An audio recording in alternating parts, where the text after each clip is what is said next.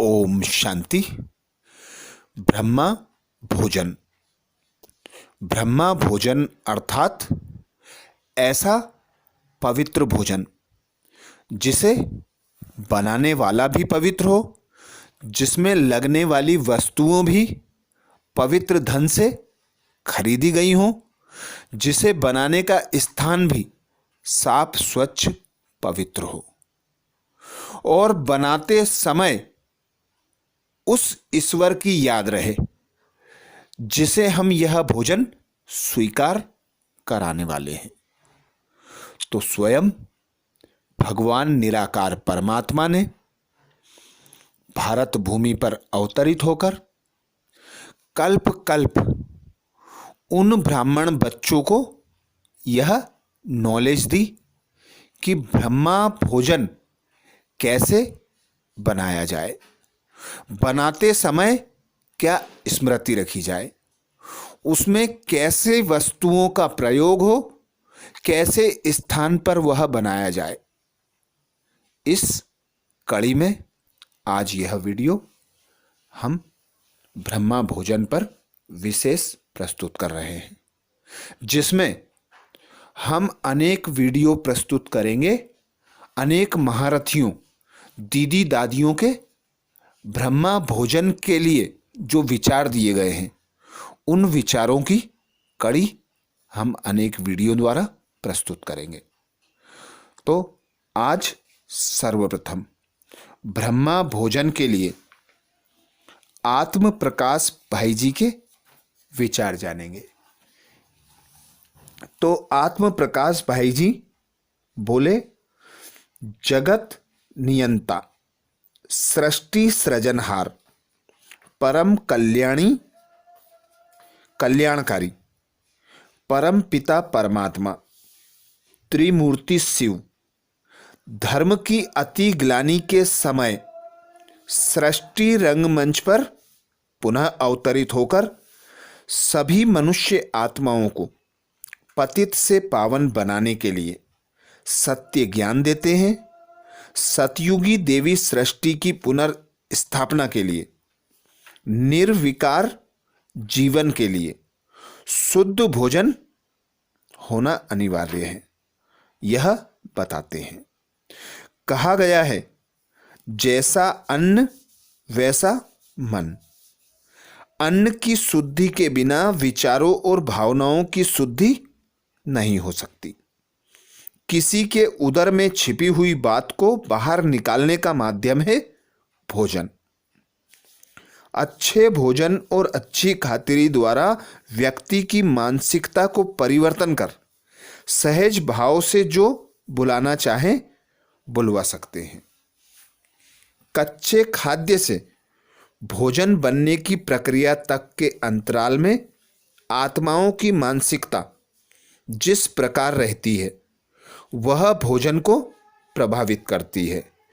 भोजन को ग्रहण करने वाले भी उसका वही प्रभाव ग्रहण करते हैं। इसलिए भोजन बनाने वाले की स्थिति प्रभु की याद वाली होना जरूरी है। ईश्वरीय ज्ञान को आत्मसात करने के लिए सबसे मुख्य धारणा है पवित्रता। पवित्रता को कायम रखने के लिए मुख्य धारणा है अन्न की शुद्धि। पवित्र अन्न से ही पवित्र विचार पनपते हैं। विचारों में सात्विकता जितनी आती जाएगी, उतनी ही कर्मों में कुशलता आती जाएगी और संस्कार भी उसी प्रमाण अच्छे बनते जाएंगे। यह जीवन प्रभु का दिया हुआ उपहार है। इसे चलाने के लिए अधिक आहार की आवश्यकता नहीं होती। जीवन जीने के लिए आहार लेना आवश्यक है, परंतु आहार ग्रहण करने के लिए जीना आहार का अपमान है। जीवन में जो कुछ भी उपलब्धियां प्राप्त हैं, सबको उस प्रभु के अर्पण करना ही प्रभु का सम्मान है।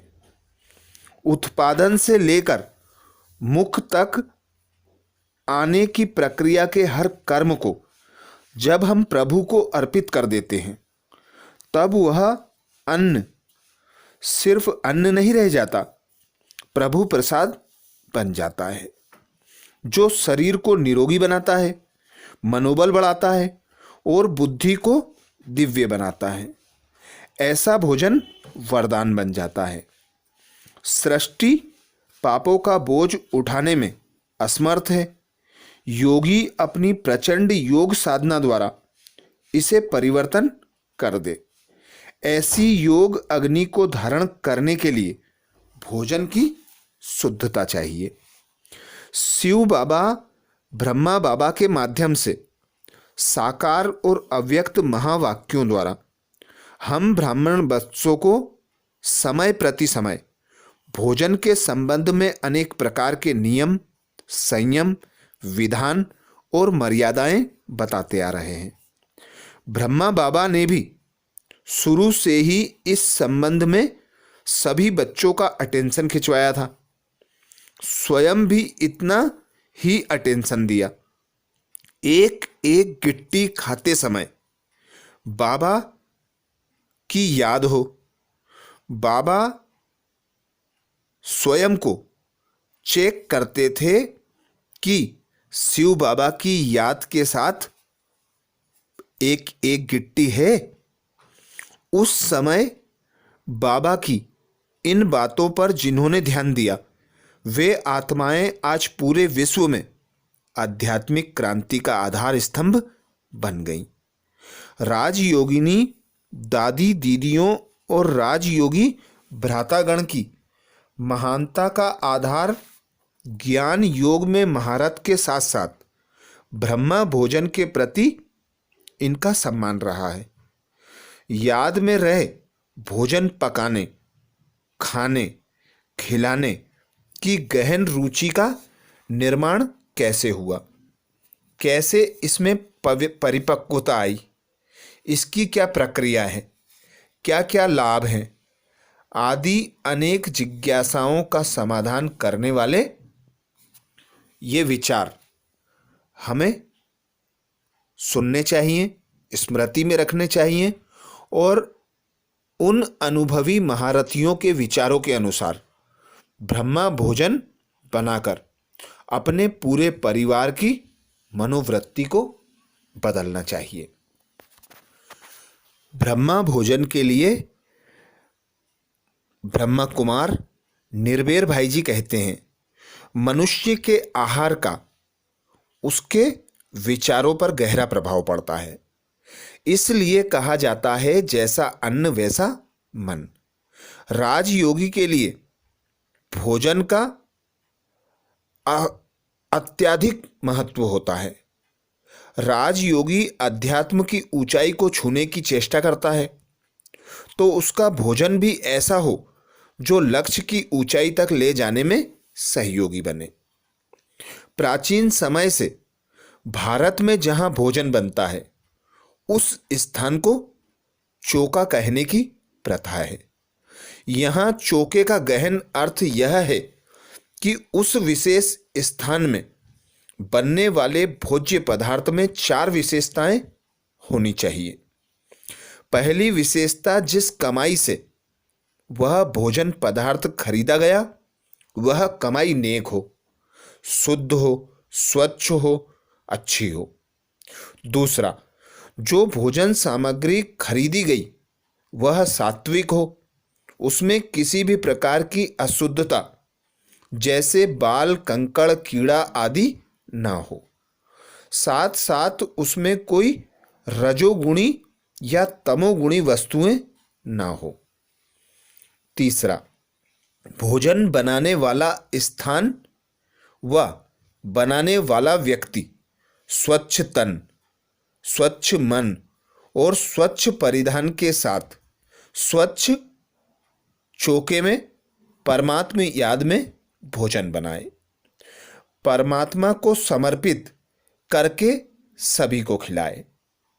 चौथा, खाने वाला भी सर्वप्रथम देने वाले पिता परमात्मा को अर्पित करे और फिर उसकी याद में ही रहकर कृतज्ञता से ब्रह्मा भोजन स्वीकार करे। राजयोगी के लिए अन्य इंद्रियों के नियंत्रण के साथ स्वादेंद्री पर नियंत्रण करना भी अति आवश्यक है।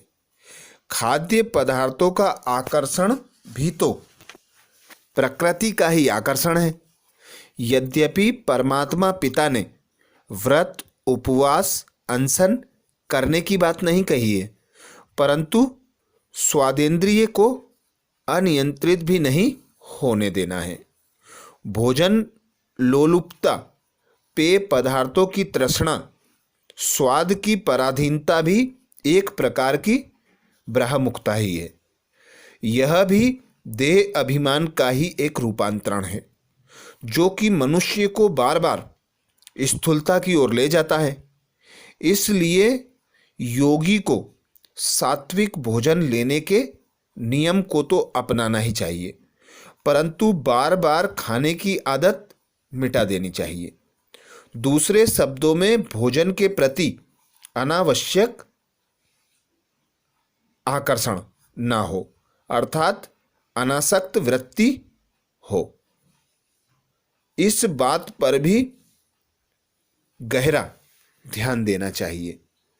सर्व आत्माओं को परिवर्तन करने का आधार शुद्ध भोजन, शुद्ध विचार, शुद्ध संकल्प, शुद्ध कर्म।